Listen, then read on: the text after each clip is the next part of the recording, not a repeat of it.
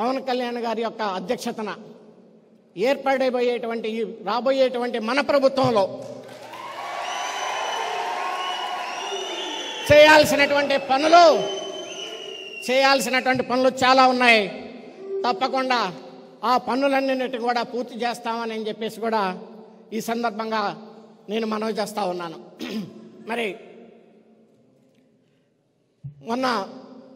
నిన్న ముఖ్యమంత్రి జగన్ గారు ఒక సభలో మాట్లాడుతూ నేను ఎప్పుడూ అబద్ధాలు చెప్పను అని అన్నారు.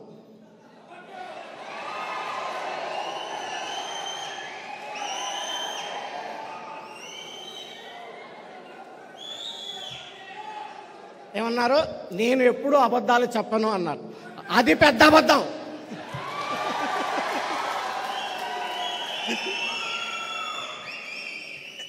అది పెద్ద అబద్ధం. అయ్యా జగన్ సార్, నేను అడుగుతా ఉన్నాం, ఈ ప్రాంతం అంతా రాజధాని, ఆంధ్ర క్యాపిటల్. మీరు ప్రతిపక్ష లీడర్గా ఉన్నప్పుడు అసెంబ్లీలో మీరు ఎక్కడైనా రాజధాని పెట్టండి, నా సంపూర్ణ మద్దతు ఇస్తాను, బ్రహ్మాండంగా మీరు రాజధాని కట్టండి అని చెప్పింది మీరు కదా.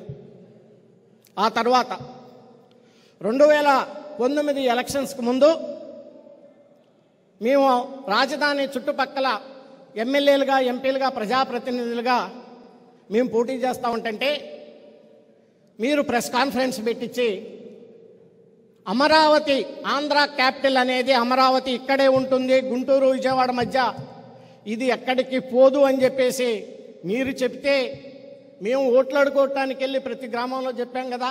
అది మీరు చెప్పిన మాటే కదా. దీన్ని అబద్ధం అంటారమ్మా సార్, నిజం అంటారా చెప్పమని చెప్పేసి నేను జగన్ గారిని అడుగుతా ఉన్నాను.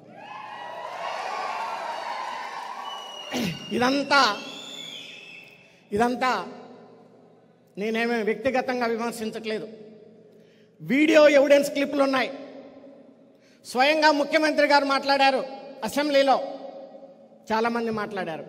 కానీ మరి ఈరోజు ఈ ప్రాంత ప్రజానికం ఏ మొహం పోయి మరి ఓట్లు అడుగుతారో, ఏ రకమైనటువంటి అబద్ధాలు చెప్పాలో మరి ఒక్కసారి ఆత్మ పరిశీలన చేసుకోమని చెప్పేసి గౌరవ ముఖ్యమంత్రి జగన్ సార్ గారికి నేను విన్నవించుకుంటా ఉన్నాను.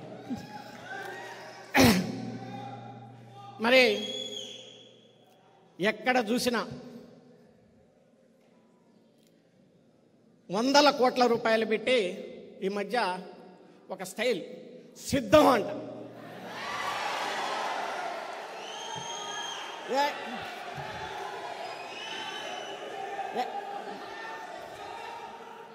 ఎక్కడన్నా చూడు, రాష్ట్రంలో నేను గుంటూరు నుంచి ఇక్కడికి వచ్చేలోపు దాదాపు ఒక 500 హోర్డింగ్స్ చూసా.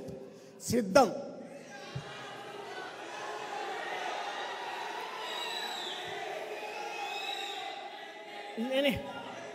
ఏంటి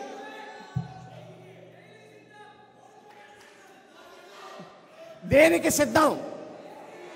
పారిపోవటానికి సిద్ధమా అని చెప్పేసి నేను అడుగుతా ఉన్నా.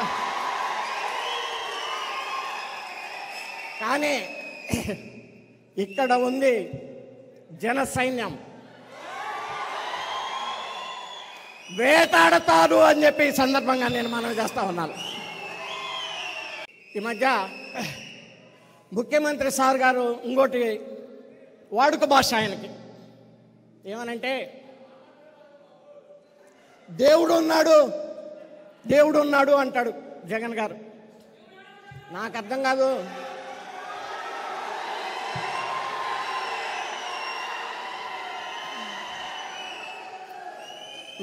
నాకు అర్థం కాని విషయం ఏంటంటే, దేవుడు మీకున్నాడు, మాకు ఉన్నాడు.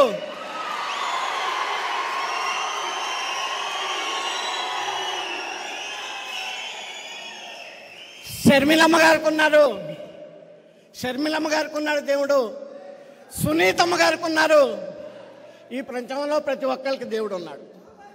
ఆయన మాట్లాడ చూస్తూ ఉంటే నాకు దేవుడు ఉన్నాడు చూసుకుంటాడంటే, అయ్యా జగన్మోహన్ గారు, నీకేమన్నా దేవుడు వకాల్తా ఇచ్చాడా అని చెప్పేసి నేను అడుగుతా ఉన్నాను.